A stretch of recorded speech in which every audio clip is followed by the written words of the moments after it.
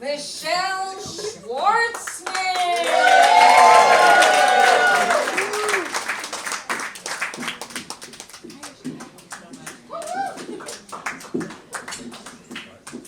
Hello, everybody.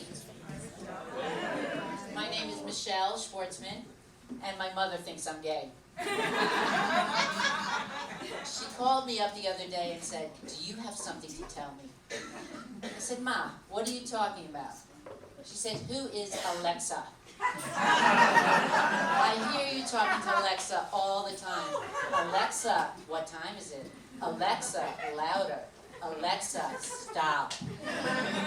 Come on, Michelle, who is she? When I try to explain to my mother that Alexa's just a voice in a speaker and not a real person, she says, "You can tell me the truth. I'll still love you." I said, "Okay, Ma, you got me. But her name is Alicia, not Alexa."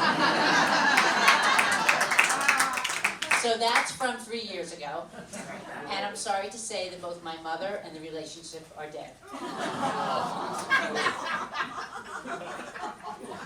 So, speaking of dead, I recently had a ghosting experience.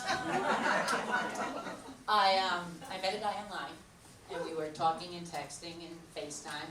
We finally made a plan to meet, but that day, nothing. No text, no call. I tried calling him.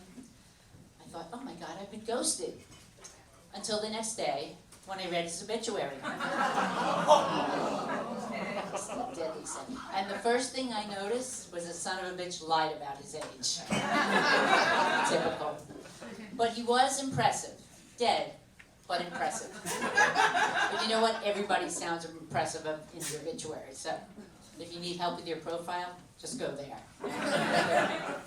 So has anybody heard that the Pope said if you choose to have a pet instead of a child, it's a sin against humanity? You can Google it, it's true, just don't Google till after the show. The only thing I can say is thank God I'm not Catholic. 2 abortions and a dog, I'm going right to hell. All right, I'm joking, I don't have a dog.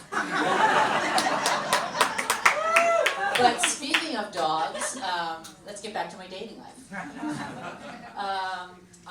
As some of the other comics have said, I recently joined Bumble, and I met a guy there, Larry, swipe right. We got into a chat, back and forth, and I asked him if he lived near the canal, but Bumble changed it to anal. So now I can't get rid of Larry.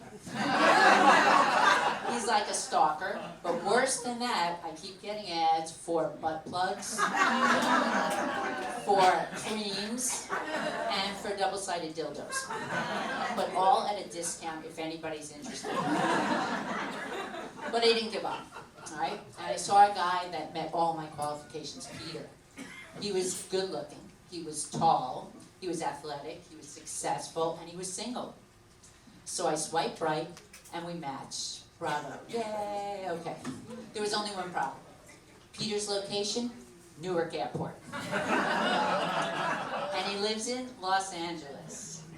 But you know what? He was too good to pass up. So we made a plan to meet at the luggage carousel, because that's a great place to get picked up. Never gets that, damn it.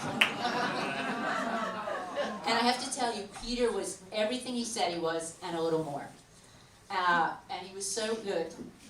We had such a good time in the airport lounge, the airport lounge, that we made a plan to do it again.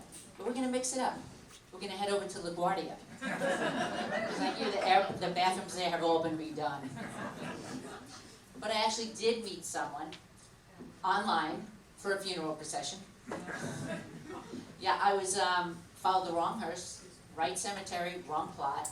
And when I got out, I said, "Oh no, I don't know anybody here."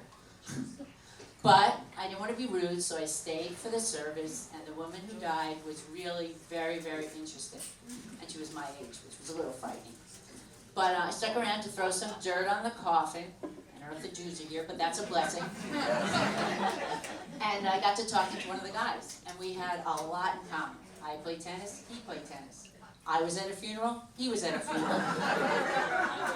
So we exchanged numbers, and he called me after 8 days. It's a shit joke. And we've been seeing each other ever since. But we're not telling anybody, because he just buried his wife.